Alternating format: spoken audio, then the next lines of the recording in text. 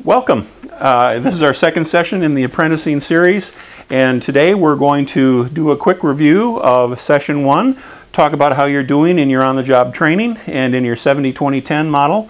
We're going to review the process and the coaching questions and just address those again very briefly so we can see how you're doing there.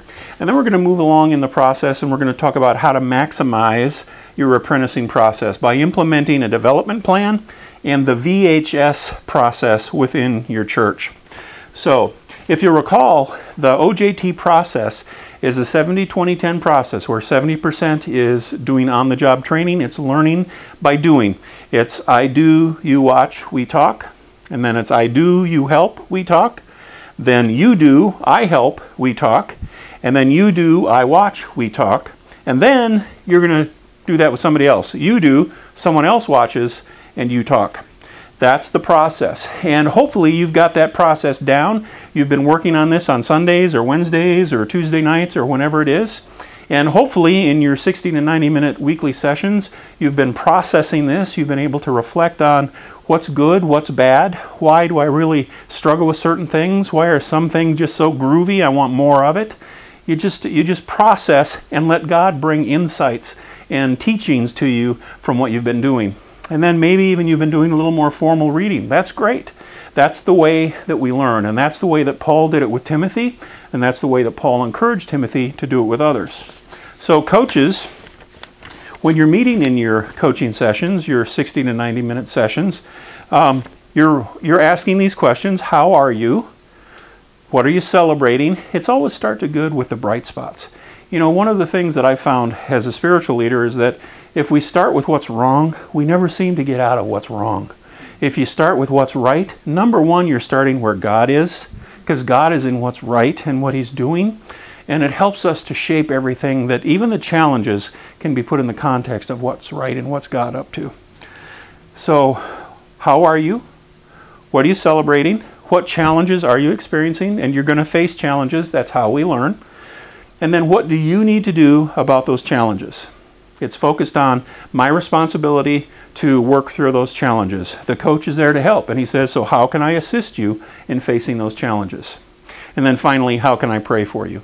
And that's a question that both the apprentice and the coach should be asking one another. You should be praying for one another through this whole process. Now remember, every leader is a coach, and every leader needs a coach. As a matter of fact, I would suggest to you that the best leaders need the best coaches. So don't feel like there's something wrong if you need a coach. Everybody needs a coach, and the best leaders need the best coaches. So I've often had the question, so what's the difference between a coach and a mentor? Well, I define it this way. A coach is coaching for performance, so to speak.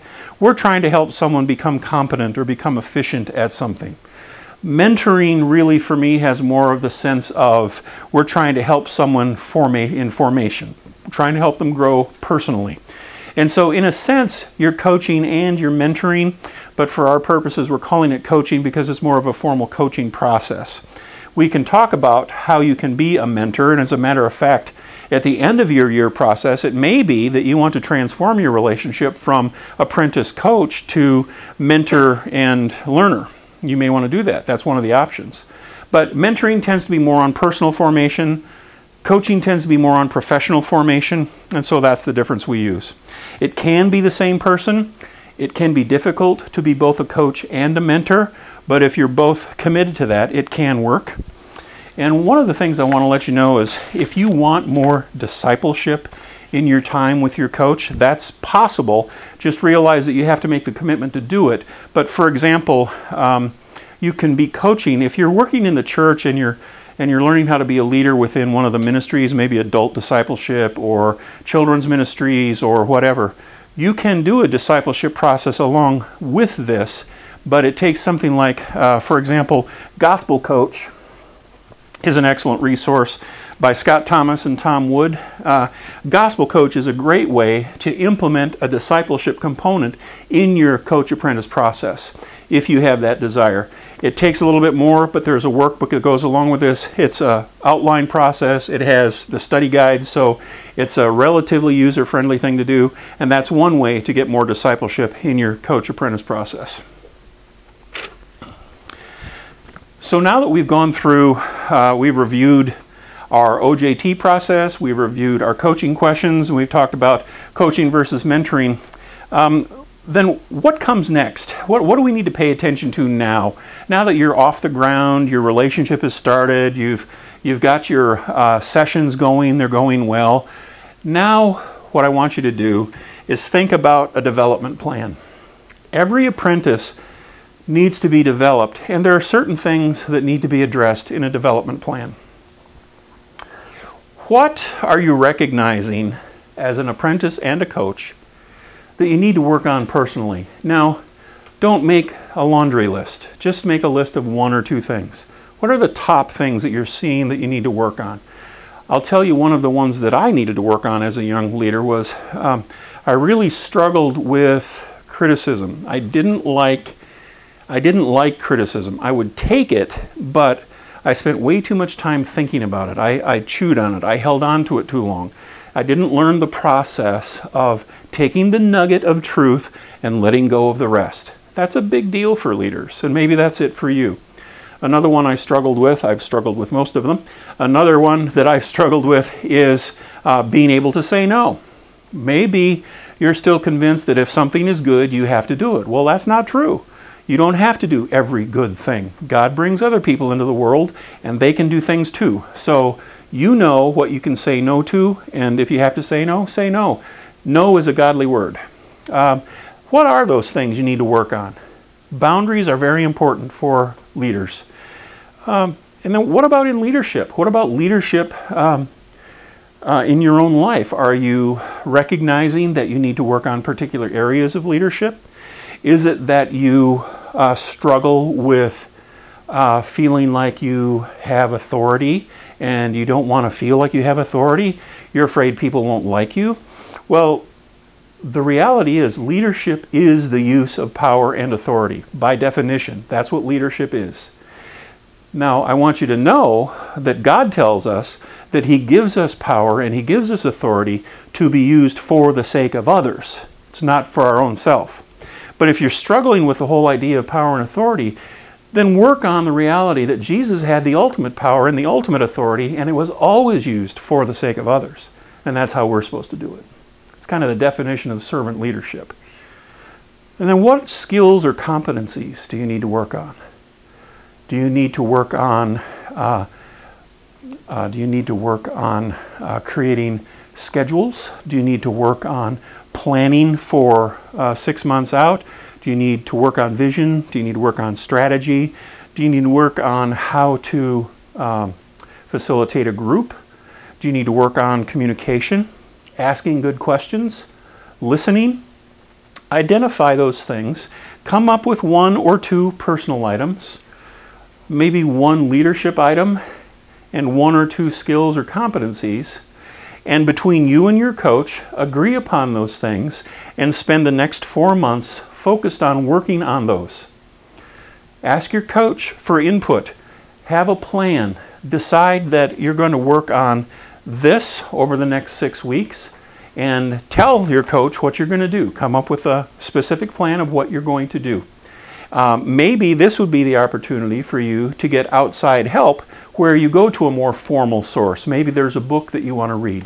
Maybe there's someone who's an expert in strategic planning or communication, or there's a counselor who can help you with good listening. Now's the time to employ them. Now's the time to ask for help from them, because this isn't just you two alone. You've got all kinds of resources in the church.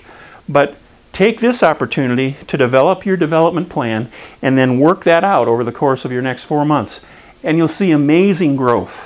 You'll just be amazed at what God will do in you with the intentional effort to grow as a leader. Now, I'd like to talk to you about one other thing that you can do in your churches to really strengthen and solidify an apprenticing process in your church. And this applies to apprentices and coaches. It applies to all of the leaders in a church, really, because our job in a church is to serve, strengthen, and send leaders into the world, right? And so to do that, one of the things we can do is create a VHS system. And now this is a little more involved, but It's well worth the effort, and it doesn't have to be more work than the basics here. But VHS, vision, huddle, skill. What that means is once every 2 months, at least once every quarter, you gather all of your leaders together for maybe a meal. You have a meal together, and then you spend 90 minutes together outlining what's the vision of our church, what's the vision that we're trying to accomplish within our ministry. And then you break into huddles and you talk through how it's going in your ministry.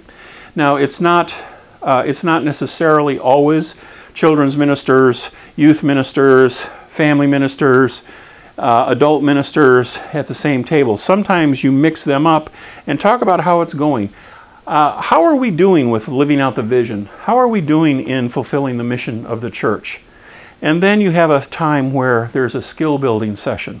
That may be only about 10 minutes out of 90, but the primary focus will be on vision and then on your huddling time, where all of the leaders get together to talk about how can we do better? How can we fulfill the vision of the church? How can we live out the mission of the church better?